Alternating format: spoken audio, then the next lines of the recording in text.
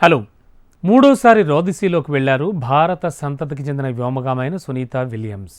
అయితే టెక్నికల్ ఇష్యూస్తో నెలల తరబడి అక్కడే చిక్కుకుపోయిన సంగతి కూడా మనకు తెలిసిందే. మరి ఆమె ఎప్పుడు ఆమె తిరిగి వస్తారు అనేటువంటి విషయంపై రకరకాల కథనాలు వెలువడుతున్నాయి. ఈ నేపథ్యంలో ఈ లేటెస్ట్ న్యూస్ ప్రాధాన్యం సంతరించుకుంది. ఆమె రాక మరింత ఆలస్యం అవుతున్నట్టుగా కూడా తెలుస్తోంది.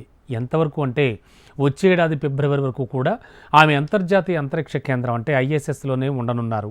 సునీత విల్మోర్ జూన్ 6న బోయింగ్ స్టార్ లైనర్ క్యాప్సూల్స్లో ISSకు వెళ్ళినటువంటి విషయం మనకు తెలిసిందే. అయితే జూన్ 14 వాళ్ళు తిరిగి భూమికి రావాల్సింది. అంటే కేవలం 8 రోజుల యాత్రగానే అనుకున్నారు మొదట. అయితే వ్యోమనౌకలో హీలియం లీకేజ్ కారణంగా టెక్నికల్ ఇష్యూస్ ఎదురయ్యాయి. దీంతో 2 నెలలుగా వీళ్ళిద్దరూ ISSలోనే ఉండిపోయారు. దీంతో ఈ వ్యోమగాముల రాకపై అమెరికా అంతరిక్ష సంస్థ నాసా తాజాగా ఒక ప్రకటన చేసింది.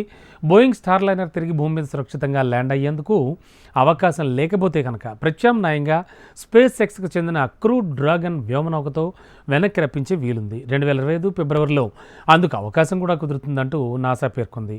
ఈ లెక్కన అప్పటి వరకు సునీత విల్మోర్లో ISSలోనే ఉండాల్సిన సిచ్యువేషన్ ఏర్పడింది.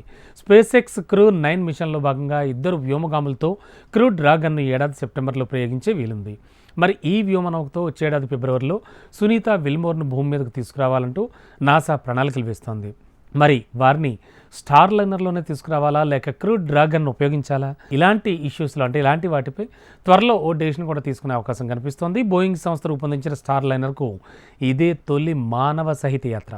వాస్తవానికి అంతరిక్ష యాత్రకు ముందే హీలియం లీకేజ్ కారణంగా స్టార్ లైనర్ వ్యోమనౌకలోని గైడెన్స్ కంట్రోల్ డస్టర్లలో ఇబ్బందులు తలెత్తాయి. ఫలితం గంట ఆలస్యం అయిపోయింది. అయినప్పటికీ కూడా ISSతో అనుసంధానం కాగలిగింది. ISSకు చేరే క్రమంలో వ్యోమనౌకలో ఉన్న నియంత్రణ వ్యవస్థలన్నీ కూడా సునీత విల్మోర్లు కొద్దిసేపు పరీక్షించారు. మార్గ మధ్యంలో కూడా ఈ క్యాప్సూల్ను హీలియం లీకేజ్ సమస్య వేధించింది. అయితే దీనివల్ల వ్యోమగాములకు ఎలాంటి ఇబ్బంది లేదని బోయింగ్ ప్రతినిధి తెలిపారు.